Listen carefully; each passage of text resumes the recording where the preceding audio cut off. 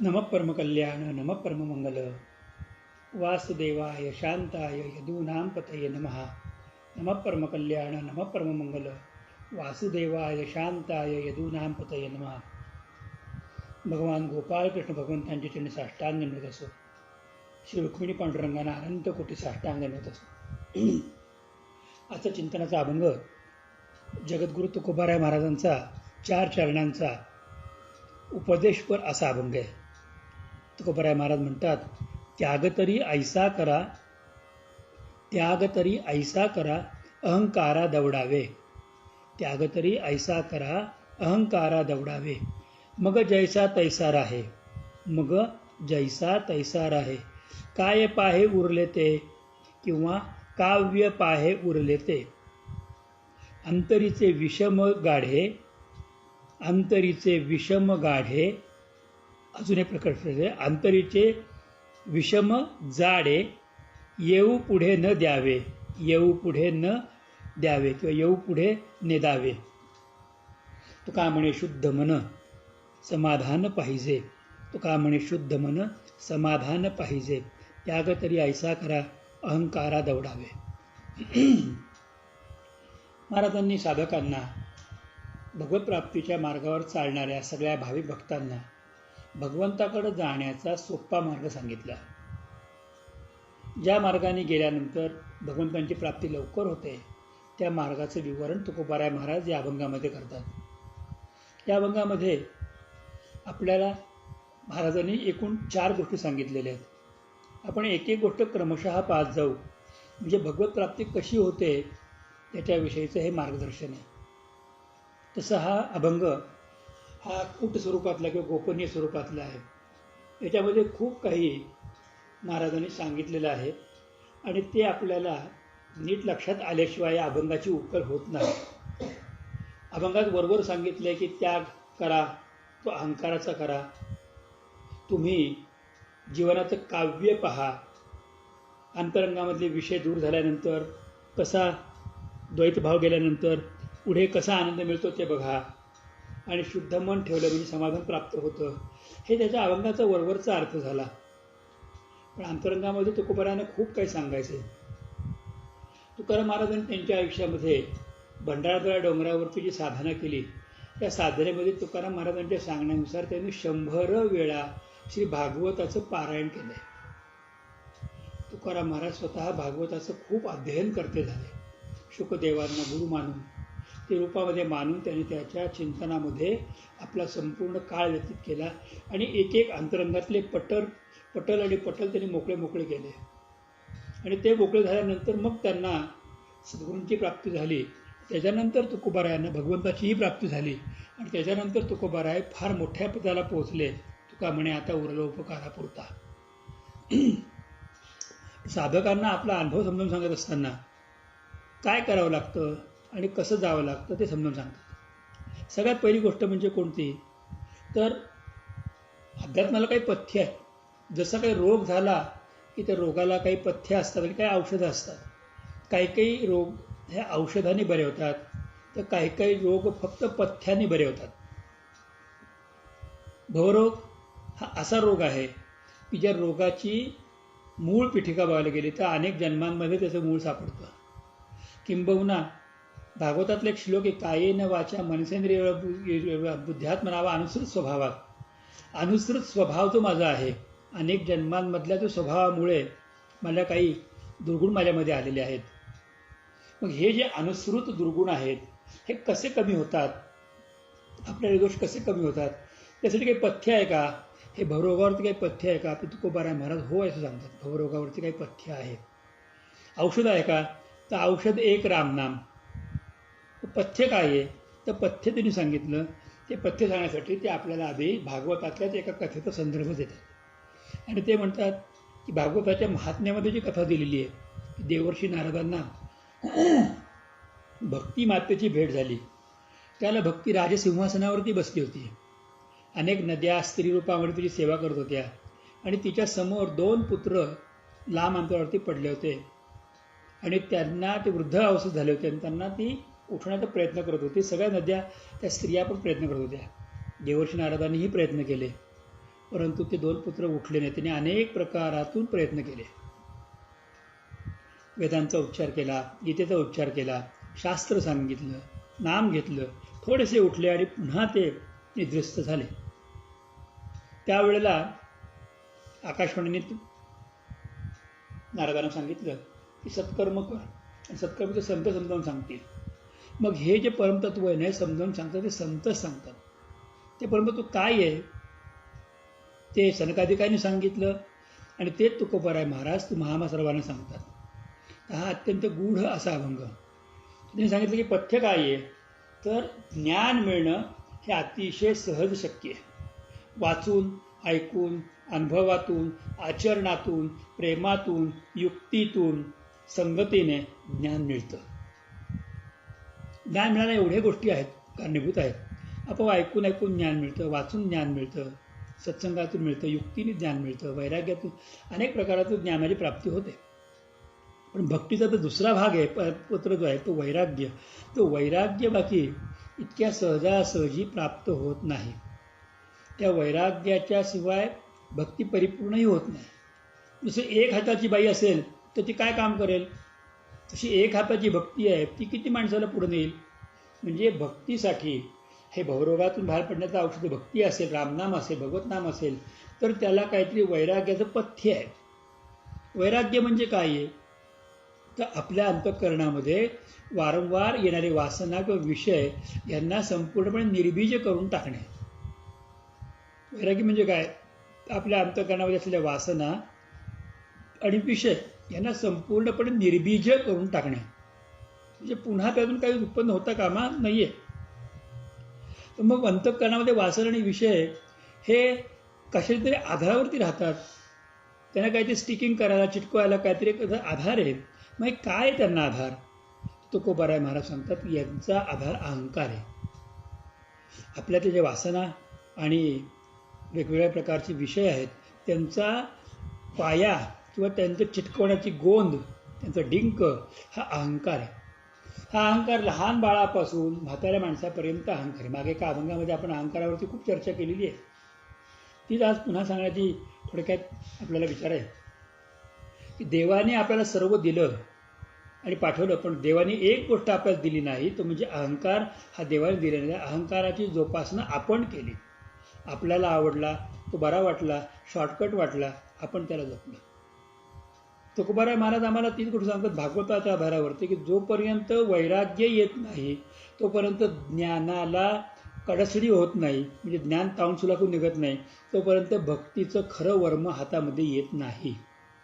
तर भक्तीचं खरं वर्म, खरं भक्तीची कृपा किंवा भक्तीचा खरा अंगीकार आपल्याला व्हावा असेल, कारण भक्ती प्राप्त झाल्याबरोबर भक्तीची दासी मुक्ती ती येणारच आहे. आणि भक्ती प्राप्त झाल्याबरोबर भक्तीच्या वरती कृपा करण्यासाठी संत आणि संतांबरोबर भगवंत हे येणारच आहे. म्हणजे या सगळ्या गोष्टी या आपोआप बाय डिफॉल्ट मिळणार आहेत तुम्हाला. पण भक्ती बाकी जरी मिळाली, संतांनी सांगितली, तरी आपल्याला अहंकाराला बाजूला करावं लागतं. मग संतांनी पुन्हा पुन्हा अहंकाराचा वारा न लागो राजसा, किंवा बाबा अहंकारांशी घनदाट, गुरुवचने फुटली पहाट, नामदेवराय महाराज म्हणतात तसं, किंवा नवला अहंकाराची गोठी विशेषे न लगे अज्ञानापाठी, सज्ञानाची झोंबे कंठी, नाना संकटी नाचवी, माऊली ज्ञानेश्वर महाराज म्हणतात तसं. हे अहंकाराचं सगळं फार मोठं प्राबल्य आहे. अहंकारामधूनच विकार येतात आणि अहंकाराच्या विकारातूनच मग आमच्या मागे काम, क्रोध, लोभ, मद, मोह, मत्सर सगळे लागतात आणि त्याच्यानंतर आमचं पतन निश्चित आहे. म्हणजे तुकोबारायांना मला सांगायचं की हा अहंकार सगळ्यात त्रास देतो. मग ते त्या अहंकाराचा त्याग कसा करावा, कारण तुकोबाराय म्हणतात की वैराग्याचा पाया त्यागामध्ये आहे. वैराग्याचा पाया त्यागामध्ये आहे. आपण गुरूंना का मानतो, कारण गुरूंनी विशिष्ट प्रकारची जीवनशैली आचरण केलेली आहे म्हणून त्यांना आपण मानतो. दत्तात्रयांचं वर्णन काय केलं जातं, तर करवीर भिक्षेला जातो, माहुर निद्रेसी वरतो. हे दत्तात्रय म्हणजे एका जागी ते राहत नाहीत, सगळीकडे जातात. आणि दत्तात्रयांचं वर्णन काय, स्मर्तृगामी आहेत, स्मरण केलं की येतात. गुरूंचं वैशिष्ट्य काय, तर गुरु स्मर्तृगामी असतात.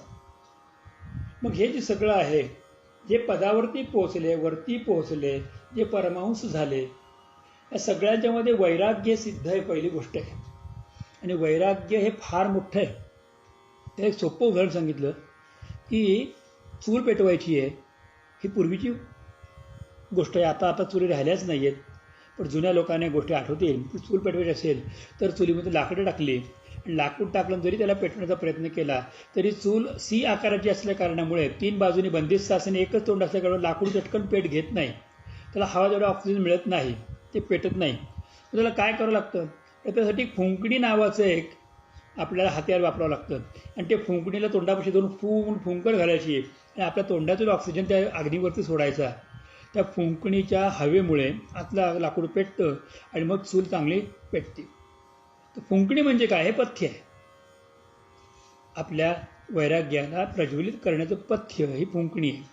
तसं वैराग्याला प्रज्वलित करण्यासाठी काहीतरी पथ्य आहे आणि ते पथ्य म्हणजे त्याग. तुम्हाला काहीतरी सोडावं लागतं, सोडल्याशिवाय काहीही मिळत नाही.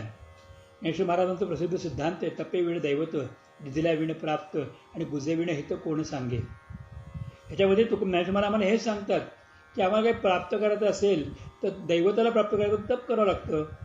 तप करायचं म्हणजे अर्थातच दिवस रात्र त्या कामात राहायचं, म्हणजे आपण बाकीची कामं बाजूला सोडायची आहेत. मी इथे त्याग आला. तपे विण दैवत, दिदिल्या विण प्राप्त, कोणाला तरी काहीतरी आपण दिल्याशिवाय काही गोष्टी वाढत नाहीत. आणि गुजेविण हित, कोणतरी हित असल्याशिवाय संत किंवा कोणाची भेटी होत नाहीत. मग त्याग नेमका कशाचा करावा, तर आपल्याकडं आपल्या नसलेली गोष्ट आपण जी स्वतः अंगीकारलेली आहे, वाढवलेली आहे, त्या गोष्टी नावे अहंकार. त्या अहंकाराचा त्याग करा, दवडावे, आपल्यापासून दूर हुसकावून लावावं, त्याला लांब करावं. मग हा अहंकाराचं नेमकं प्राबल्य कशामध्ये आहे ह्याच्याबद्दल कधी चिंतन केलं का? तर अहंकाराचा मूळ पाया काय आहे? अहंकाराचा मूळ पाया जो आहे तो मूळ पाया मी आणि माझे या 2 शब्दांमध्ये आहे. तर अहंकाराचं जाज्वल्यता, प्राकटीकरण, त्याचं जास्त विस्तार होणं कसं आहे, हे मी असं आहे, मला असंच लागतं, मला कोणी वेडेवाकडे बोललेलं आवडत नाही, मला असंच गोष्टी लागतात, मला बोलवायचं ना तर मला गोष्टी कराव्या लागतील. आला अहंकार. मी आणि माझी गोष्ट अशी आहे, आपल्याला दुसरं काय चालत नाही. मी माझे हा अहंकाराचा पहिला पाया आहे. ज्ञानेश्वर महाराजांनी त्याच्यावरती इतकं सांगितलं की मी माझी ऐसी आठवणे विसरले जयाचे अंतःकरण, पार्था मनुष्या माझी जाणून संन्यासी निरंतर. तर आम्हाला मी आणि माझे याच्यातून बाहेर पडता आलं पाहिजे. मी आणि माझ्यातून जोपर्यंत बाहेर पडत नाही तोपर्यंत वैराग्य प्राप्त नाही, तोपर्यंत अहंकार जात नाही, तोपर्यंत परमार्थाची वाटच सापडणार नाही. त्याग तरी ऐसा करा, तर त्या त्याग तरी ऐसा करा. मग तुम्ही त्याग करा म्हणून सांगतायत, अरे कसा करा, तर अहंकाराला दूर करा, हा त्याग करायला पाहिजे. त्याच्याशिवाय भगवंताची प्राप्ती होणं शक्य नाही, त्याशिवाय ज्ञानाची प्राप्ती होणं शक्य नाही, त्याच्याशिवाय भक्तीची प्राप्ती होणं शक्य नाही, त्याच्याशिवाय संतांची प्राप्ती होणं शक्य नाही, त्याच्याशिवाय भगवंतांची प्राप्ती होणं शक्य नाही. तर या आयुष्यामध्ये 2 गोष्टी सगळ्यात खतरनाक आहेत. त्या 2 गोष्टी मी आणि माझे. हा मी आहे, हे माझं शरीर आहे.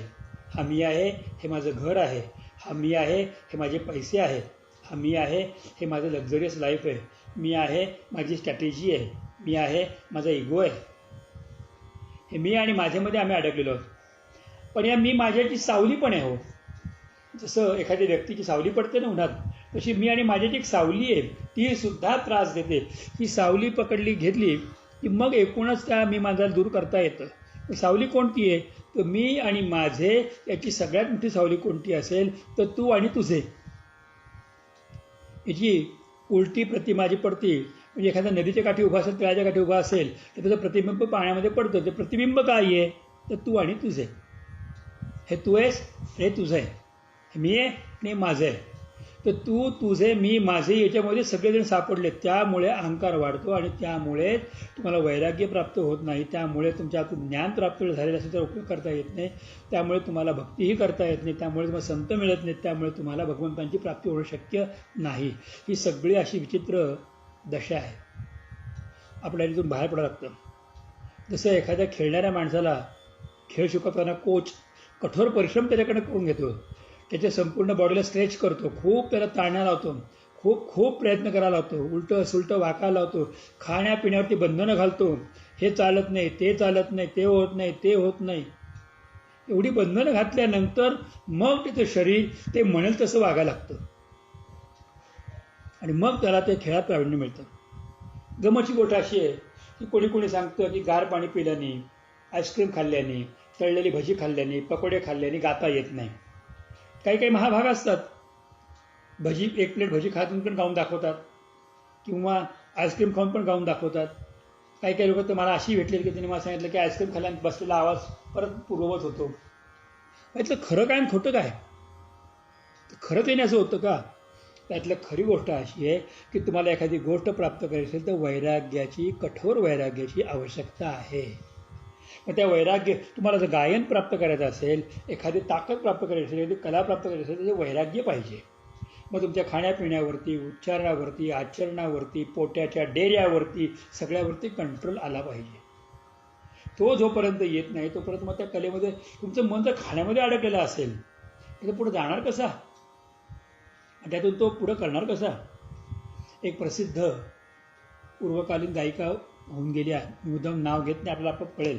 त्यांना 2 मुली, त्या 2 मुलीही आज खूप मोठ्या गायिका म्हणून प्रसिद्ध. त्यांच्यापैकी एकीने आता देह पण सोडला, त्या गायकाने पण देह सोडला. पण त्यांनी आपल्या मुलींना ज्यावेळेला दीक्षा दिली त्यावेळेला मुलींच्याकडून त्या माऊलीने शपथ घेवली, मी ब्रह्मचर्याचं पालन करीन तर मी तुम्हाला माझ्यातलं गायन विद्या देईन. त्यातल्या एका मुलीने शपथ मोडली तर तिने गायन शिकवलं नाही, अर्धच गायन तिच्या वाट्याला आलं. दुसऱ्या मुलीने पालन केलं. आज तिचं नाव फार मोठ्या आदराने घेतलं जातं. योग्य वेळ आल्यानंतर सांगितलं तू लग्न कर, तेव्हा ती म्हणते आता लग्नाचं काय? लग्नाचा आणि गाण्याचा संबंध काय होता? तो म्हणे अगं लग्न आणि गाण्याचा संबंध फार जवळचा होता. या निशा सर्वभूतानां तशाम जागृती संयमी. ज्यावेळेला अख्खं जग झोपतं ना त्यावेळेला संयमी माणसं जागी असतात, ते रियाज करत असतात, ते प्रयत्न करत असतात, ते साधना करत असतात. विषयामध्ये अडकणारी माणसं साधना कधी करणार? त्यांना उठवणं कधी होणार? हे आपल्याला असं पटत नाही, परंतु या गोष्टी सत्य आहे. काही प्राप्त करायचं तर त्याग करावा लागतो. म्हणजे मी माझं, तू तुझं, ह्याचंच नाव आहे, ह्याचंच पुढचं पिल्लू आहे, ते अहंकार आहे.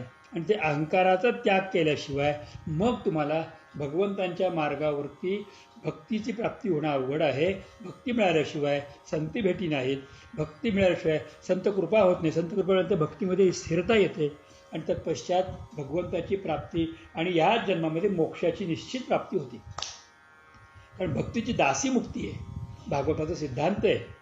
भक्तीची दासी मुक्ती आहे आणि भक्ती हृदयामध्ये राहते, कोणाच्या? वैष्णवांच्या हृदयामध्ये राहते. त्यामुळे तिला राहायची असेल आपल्या हृदयामध्ये तर आपण वैष्णव व्हायला पाहिजे, म्हणजे या सगळ्या गोष्टीला मानलं पाहिजे. तुकोबाराय म्हणतात की तुम्ही फक्त एवढा त्याग करून बघा, मग तुमच्यात किती बदल होतो हे अभंगाच्या 2ऱ्या चरणात सांगतात. मग जैसा तैसा राहे, काव्य पाहे उरले ते, काय पाहे उरले ते. ते म्हणतात की तुम्ही फक्त मी माझे तू तुझे एवढं सोड आणि मग बघ तू की तुझा कल्पनांचा विस्तार आपोआप थांबलेला असेल, इमॅजिनेशन थांबलं असेल. आपल्याला माहिती ती गोष्ट, गणपती वाणी बिडी पिताना चावे नुसती काढी आणि या जागेवर बांधणे मिळे माडी. किंवा आपल्याला माहिती आहे की माझ्याकडे आता भिक्षा मिळाली, एवढं कणिक आहे, त्यासाठी ब्रेड तयार करीन, मग तो मी विकेन, मला एवढे पैसे मिळतील. आणि त्याच्यानंतर असं कल्पनेचा विस्तार करता करता मला बायको येईल, तरी माझं ऐकलं नाही की तर अशी लाथ मारीन, सगळं पिठात जाणलं. हा जो कल्पनेचा विस्तार आहे ना, हा कल्पनेचा विस्तार ज्या क्षणी आपल्याकडे कमी होतो ना त्यावेळेला आणि अहंकार दूर झाल्यानंतर बघा तुम्ही, मग तू जसा आहेस ना तसा भगवंताला आवडतो. मग तुझे बाकी काही बदल करण्याची गरज नाही. मग जैसा तैसा राहे. संतांना चहा आवडायचा, भजी खायचे, काही काही संत बिडी ओढत होते, पण त्यांच्या संतत्वाला कुठेही बंधनं आली नाही. ती त्यांची ती सोय, ती त्यांनी त्याची सेवी.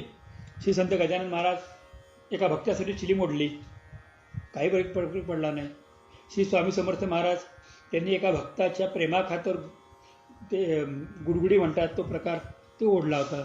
हुक्का, त्याला अजून काहीतरी आजच्या भाषेमध्ये काहीतरी वेगळं म्हणतात, तर ते हुक्का त्या प्रकारात त्यांनी ते केलं. पण त्याच्यात काय बाध्य झालं? त्यांना काय आणलं? काहीही आणलं नाही. एखाद्याला शिरा खायचा वाटतो, शिरा केला की ते संतांना शिरा केला की त्यांना आनंद होतो, ते शिरा खातात. पण ते भगवंताला अर्पण करून खात असतात, त्यांना काहीही त्याचा त्रास होत नाही. कारण या गोष्टी त्यांना त्यांच्या अहंकारामध्ये आणणाऱ्या नसतात. मिळालं उत्तम, नाही मिळालं तर त्याहून उत्तम. आमच्या धुळ्याजवळ जळगावजवळ नशिराबाद नावाचं गाव, तिथे झिपरू अण्णा म्हणून संत होऊन गेले.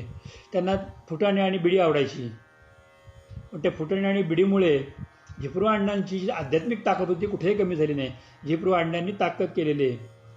नित्यानंद स्वामींच्या बरोबरीचे ते झिपरू अण्णा पदाला पोचले होते आणि पुढच्या पदावरती संतांना पोचवण्याचं काम झिपरू अण्णांनी केलेलं आहे. तर हे तुम्ही कसे आहात तसेच राहा, फक्त तुमच्यातला अहंकार दूर करा. आणि काय पाहे उरले ते साक्षीत्वाने पहा. आता जे काही उरले ते साक्षीत्वाने. तसं घरातला दिवा कोणाच्याही मध्ये जात नाही, फक्त साक्षीत्वाने सगळ्या प्रकाशित राहतो. साक्षीत्वाने पहा. किंवा काव्य पाहे उरले ते. काव्य म्हणजे जीवनाचं उत्तम गाणं, भगवंताला प्राप्त होईल. दोन्ही शब्द काय पाहे आणि काव्य पाहे, गाथेमध्ये दोन्ही शब्द दिलेले. पाहत राहा तुम्ही की तुम्ही ज्या वेळेला तुमच्या स्थितीमध्ये अहंकार जातो तेव्हा तुम्हाला एवढी उच्चतम अवस्था प्राप्त होते की मग त्यावेळेला बाकी काहीही सोडायची गरज राहत नाही. कल्पना आपोआप बाजूला होतात. एका ठिकाणी म्हटले, कल्पना काचोळी काढली, त्रिगुणाची वेणी सोडली, चारी देहाची भक्ती साधली, परिती थोडी, पाय न सोडी, दरबार गुरूंचा झाडी, झाली बाई वेडी. तर आपोआप ही गोष्ट प्राप्त होते. तिसऱ्या चरणामध्ये तुकोबाराय महाराज म्हणतात, अंतरीचे विषम गाढे, अंतरीचे विषय गाढे किंवा अंतरीचे विषम जाड, येऊ पुढे न द्यावे, येऊ पुढे नेदावे. हे सांगितलं की हृदयामध्ये आत्तापर्यंतचे जे द्वैतभावाचे संस्कार दृढतेने होते ते संस्काराला बाकी कधीही येऊ देऊ नका. कारण हे द्वैतभावाचे संस्कारच आपल्याला अहंकाराला घेऊन येतात. द्वैत गाढे, हा द्वैत शब्द म्हणजे मी माझे आणि तू तुझे, हेच ते द्वैत आहे. मी मध्ये अडकलेला आणि माझ्यामध्ये अडकलेला आणि तू आणि तुझ्यामध्ये अडकलेला, हेच ते नेमकं द्वैत आहे. हे हृदयामध्ये संस्काराने बसलेलं आहे, अनेक जन्मापासून आलेलं आहे. कुत्रासुद्धा आपली भाकरी सोडत नाही, तोंडातलं हाड कोणाला देत नाही. चिमणी पाखरंसुद्धा आपल्या तोंडातले पदार्थ कोणाला देत नाहीत. आम्हाला हे पाहिजे, हे माझं आहे, सोडणार नाही. यात अडकलेली लोक आहेत सगळी. तुकाराम महाराज आम्हाला ते सांगतात की अंतरीचे विषम गाढे, विषय गाढे, येऊ पुढे न द्यावे. यांना बाकी विषयाला आपल्या हृदयामध्ये द्वैतभावाचा जे दृढ संस्कार आहेत त्याला आपल्या नजरेसमोर कधीही येऊ देऊ नका. म्हणजे त्या मागच्या दाराने सुद्धा तुमच्या घरात घुसणार नाही. यासाठी या द्वैताला आपल्यापासून कायम लांब ठेवा. खूप जागा राहा, खूप सावध राहा, खूप सावध राहा. वारंवार हरिपाठ करा, वारंवार भगवंताचं नाव घ्या, वारंवार विष्णू सहस्रनाम म्हणा, वारंवार रामरक्षा म्हणा, वारंवार उच्च रवामध्ये भगवंताचं नाव घ्या, वारंवार गुरूंचं नाव घ्या, गुरु दिलेलं नाम घ्या आणि वारंवार तोंडाने म्हणा, हे प्रभो मैं आपसे भूलू नाही, मैं आपको भूलू नाही, मैं आपको भूलू नाही. कारण याच्याशिवाय अंतरंगामध्ये नजरेतले द्वैतभाव दृढ संस्कार जे आहेत ते जात नाहीत. हे द्वैताचे दृढ संस्कार मी माझे तू तुझे हे मागच्या दाराने गपचूप कधी येतील सांगता येत नाही. एखाद्या माणसाने सांगितलं की प्रसाद आहे म्हणून साखर खा, डायबिटीस आहे, तर त्याला प्रसाद म्हणून दिला, जेवणाचं ताट प्रसादाचं दिलं तर ते खाल्ल्यानंतर त्याला खरंच साखर वाढत नाही. पण ते खात असताना मला आवडले वस्तू अजून थोडी वाढा, प्रसादातच त्याला काय होतंय तर ते नडणार आहे. प्रसाद किती खायचा आहे? शास्त्रवचन सांगतं की ज्याच्यापासून मल तयार होणार नाही आणि ज्याच्यापासून मूत्र तयार होणार नाही इतकाच तीर्थ आणि प्रसादाचं ग्रहण करावं. प्रसाद एवढाच खावा की ज्याच्यापासून मल तयार होणार. मल शब्दाचा अर्थ लक्षात आला आपल्या? मल म्हणजे ज्याच्यापासून आपल्याला त्याज्य भाग शरीरामध्ये म्हणजे शी तयार होणार नाही. आणि तीर्थ इतकंच घ्यावं की जेवढ्या तीर्थापासून मूत्र तयार होणार नाही ते आपोआप शरीरामध्ये शोषलं जाईल. म्हणून सांगितलं की 3 पळ्या तीर्थ प्या. अकाल मृत्यू हरणम, सर्व दोष निवारणम, ज्ञान वैराग्य सिद्ध्यर्थम, गुरुपादोदकम पिबेत. 3च पळ्या. पळीभर पाणी, पळीभर तीर्थ, 3 वेळा घेतले थोडं थोडं आचमनासारखं तीर्थ. त्या तीर्थाच्या योगाने शरीरामध्ये मूत्र तयार होत नाही, म्हणजे ते त्यागलं जात नाही. ते सगळं शरीर स्वीकारतं, आत मूर्त. हीच त्या गोष्टीचं महत्त्व आहे. आणि याच महत्त्वाचं वर्णन तुकोबाराय महाराज आम्हाला सांगतात. प्रसाद तरी किती खावा? तर एवढा प्रसाद घ्यावा की जेवढा खाल्ल्यानंतर त्याच्या पत्याचं रूपांतर विष्ठेमध्ये होणार नाही. एवढा प्रसाद घ्यावा. आता मला आवडले म्हणून खात राहा. प्रसाद आहे देवाचा, नैवेद्य दाखवला, सगळं अन्न देवाचंच आहे, सब भूमी गोपाल की आने दो याच्यातूनच पुढे मी आणि माझं सुरुवात होते आणि त्याच्यातूनच पुढे नंतर अहंकार वाढायला लागतो. काही लोक उजव्या हाताने प्रसाद घेतात, तो हात लावून डाव्या हाताने प्रसाद घेतात. हा अत्यंत आपण चुकलेला मार्ग तुकोबाराने आम्हाला सांगितला. अध्यात्म पुढे जायचं आहे ना, मग याची काळजी तुम्ही खूप घ्या, खूप खूप काळजी घ्या. याची काळजी तुम्ही खूप घ्या की अंतरेचे विषम गाडे येऊ पुढे न द्यावे निदावे. हे पुढे येणार नाही, मी माझा तू तुझा, हे द्वैत परत पुढे शुद्धी येणार नाही. त्यासाठी तुम्ही प्रयत्न करत राहा. हे करण्यासाठी मागच्या चरणात सांगितल्याप्रमाणे कल्पनेची रहाटी सोडा, धन्य तोची योगी. जे सांगितलं तो एकनाथ महाराजांनी तीच गोष्ट सत्य लक्षात आली पाहिजे. कल्पनेची रहाटी सोडा, धन्य तोची योगी, आणि अंतरेचे विषम गाडे येऊ पुढे न द्यावे. ते पुढे येऊ देता कामा नाहीये. नजरेसमोर येऊ देऊ नका. नजरेसमोर जर आलं तर कदाचित नजर आपल्याला फसवेल आणि पुन्हा त्याचा उपभोग घेण्याचा प्रयत्न तुम्ही कराल आणि आत्तापर्यंत प्राप्त केलेले सगळं तुम्ही नष्ट कराल. सगळं तुम्ही नष्ट कराल. या गोष्टीला कधीही विसरता कामा नये. चौथ्या चरणामध्ये तुकोबाराय महाराज म्हणतात की अशा तऱ्हेने ज्याचं मन शुद्ध होतं, म्हणजे अहंकाराला दूर केलंय, मी माझ्याच्या याच्यातून बाहेर पडलेला आहे, स्वतःकडे साक्षीवृत्तीने पाहतोय आणि दृष्टीतलं द्वैत गेलेलं आहे. 3 गोष्टी सांगितल्या. अशा रीतीने ज्याचं मन शुद्ध होतं, म्हणजे शुद्ध मन होण्यासाठी या गोष्टींची आवश्यकता आहे. अहंकाराला बाजूला करायचं आहे, मी माझ्याला बाजूला करायचं आहे, साक्षींसमोर स्वतःकडे बघायचं आहे आणि अंतरंगामध्ये पुन्हा दृष्टी येता कामा नये. असं झालं म्हणजे मन शुद्ध होतं. तुकोबाराय म्हणतात की आपलं मन शुद्ध ठेवावे अशा पद्धतीने, आणि असं शुद्ध मन झाल्यानंतर साधक आपोआप समाधानामध्ये राहतो. भगवंत जे देतो त्याच्यामध्ये अत्यंत आनंद प्राप्त करतो आणि त्या प्रत्येक क्षणामध्ये प्रत्येक भगवंतांनी केलेल्या प्रत्येक दिलेल्या अनुभवाला भगवंतांची कृपा मानून चालतो. तो कधीही या अनुभवाला मला झालेला ताप असं म्हणत नाही. जे काही मला अनुभव येतील, चांगले योत, वाईट योत, सुखाचे योत, दुःखाचे योत, चित्ती असू द्यावे समाधान, पती लक्ष्मीता जाणत असे. हे शुद्ध मनाची लक्षणे आहेत. आणि तुकोबाराय महाराज साधकांना ते वर्णन करून सांगतात की तुमचं मन शुद्ध करा, तुमच्या मनामध्ये समाधान निर्माण करा, तुम्ही त्याग करा, त्याशिवाय वैराग्य प्रबळ होणार नाही. वैराग्य त्यागातूनच प्रबळ होतं. सगळं भोगून वैराग्य आहे हे कधी शक्य नाही. आणि तुम्हाला काय करायचं त्याग, तर अहंकाराचा त्याग करा. अहंकाराचा मूळ पाया काय आहे, तर मी माझे आणि तू तुझे, याच्यातून बाहेर पडा. आपल्यात ते विकार बाजू झाल्यानंतर तुम्ही आहात तसे देवाला आवडतात, तुमच्यात काहीही बदल करू नका.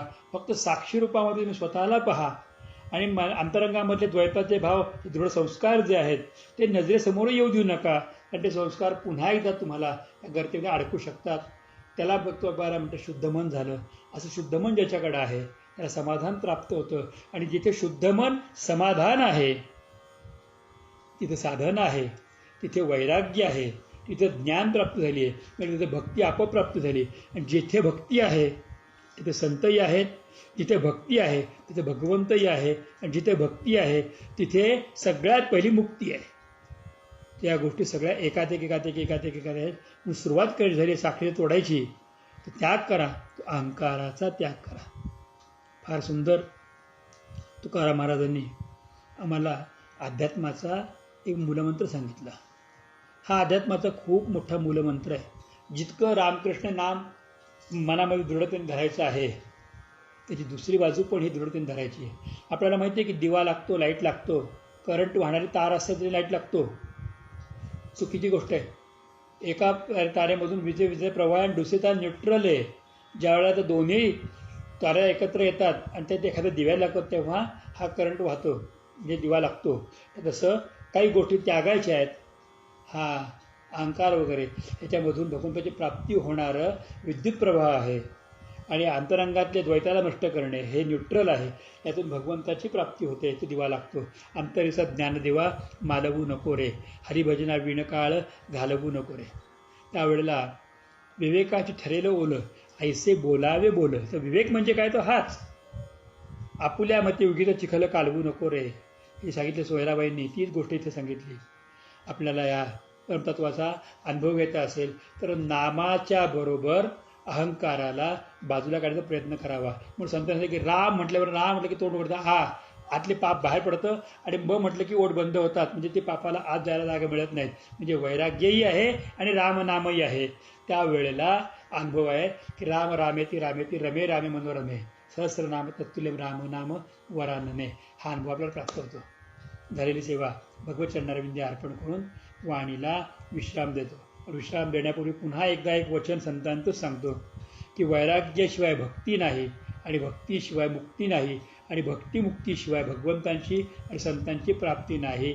मनाचा द्वैत गेल्याशिवाय, अहंकार गेल्याशिवाय, स्वतःला साक्षी केल्याशिवाय, मन शुद्ध झाल्याशिवाय समाधान प्राप्त होणार नाही. गोपाल कृष्ण भगवान की जय. तसंच कृष्ण अर्पणमस्तु. पुंडलिका वरदे हरी विठ्ठल श्री ज्ञानदेव तुकाराम श्री पंढरीनाथ भगवान की जय. माऊली ज्ञानेश्वर महाराज की जय. माऊली तुकोबाराय महाराज की जय. श्री गुरु गोविंद महाराज की जय. श्री सद्गुरु केशवदत्त महाराज की जय. सद्गुरुनाथ भगवान की जय. सर्व संतन की जय जय जय. सर्वांना माझा प्रेमपूर्वक नमस्कार. जय श्री कृष्ण, जय श्री कृष्ण, जय श्री कृष्ण.